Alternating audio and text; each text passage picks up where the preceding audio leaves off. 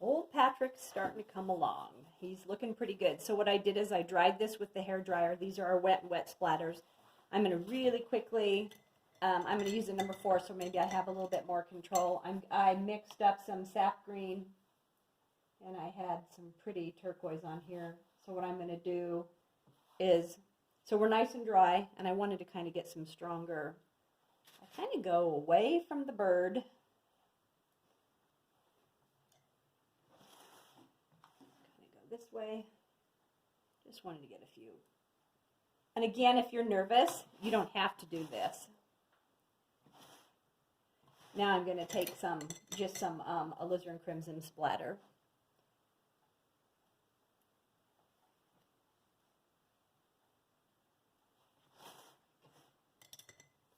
You see how I'm just kind of flicking it around so I'm away from him. And then I'm just going to do some under here. So this is just a quick, haphazardly splatter patrol. You know what? And if it's kind of weird looking, you can just take some water too and blend some of them. You got to do it while they're wet, but you can do something.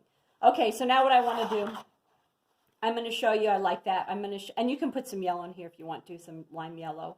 I'm going to do a couple blossoms. So I'm just going to take some straight alizarin crimson, and I kind of am going to water it down.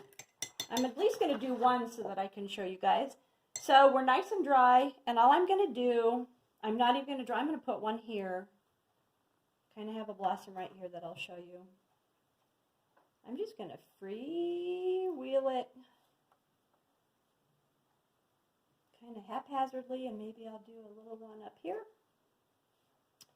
And maybe I'll do one that comes here.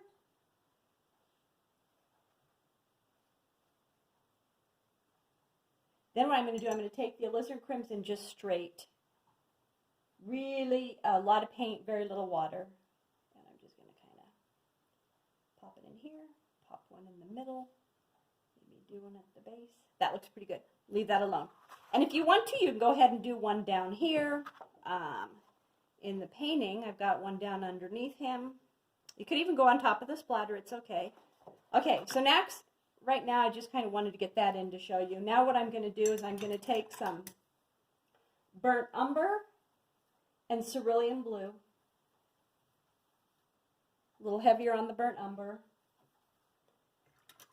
And you're going to see me, we're going to just get this branch in really quick.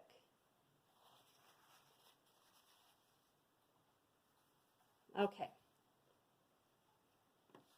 I'm not even getting it wet. I'm just going to kind of pull it. Pretty easy. And if it's not moving, you don't, and you want to keep it light, keep the branch light right now. We're going to do some outlining and some texture on the branch later. Right now I just want to kind of do that. So you kind of get your light branch in, so you know what you're going to do while it's wet. And kind of go in between here really quickly. Ooh. Up again, right underneath him.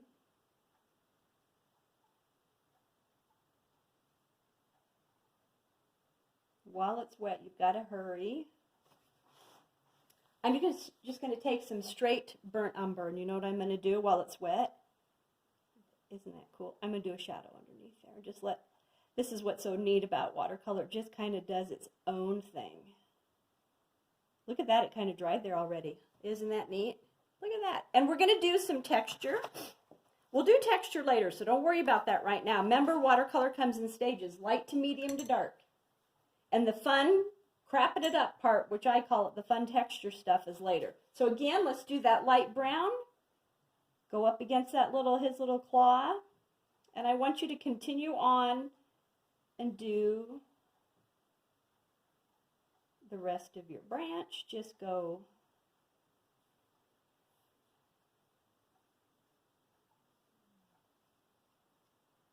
And you know, as it kind of goes away from the bird, it'll probably get a little bit smaller. And like I said, if you want to put more cherry blossoms, that's right. Because see, Patrick is vacationing in Japan, and he's at the Cherry Blossom Festival.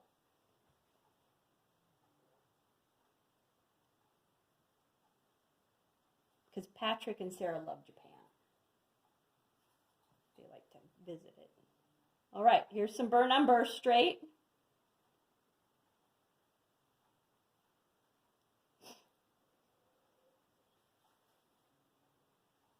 And you got to do it while it's wet, because if it dries, you won't get, remember, this is that nice wet and wet bleed. And this will dry pretty light. Look how lightly that's dried. And if it kind of runs up here, that's okay. So now what I'm going to do, I'm going to take my liner brush, and I'm just going to take some burnt umber and some black.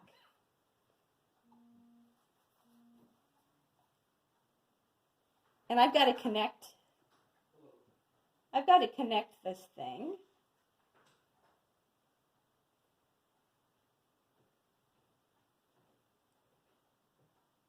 This might look a little wonky, it might be a little perfect, but I'm just going to kind of connect it.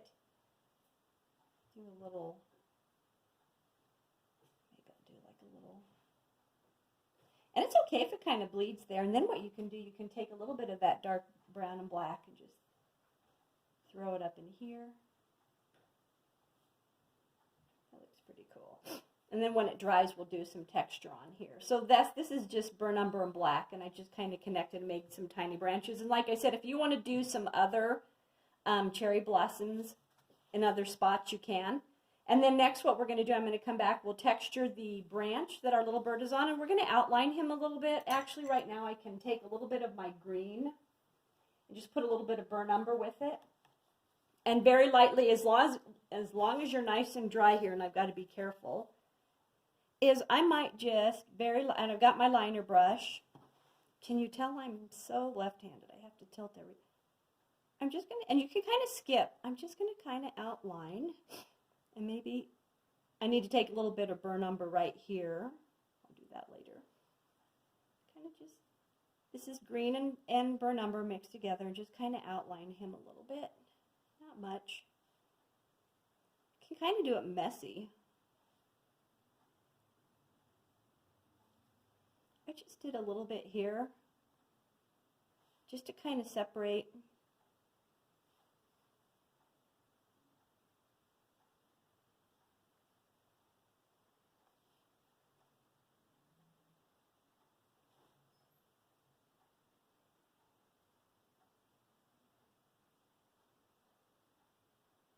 Whoa. See how that kind of made it a little bit crisper.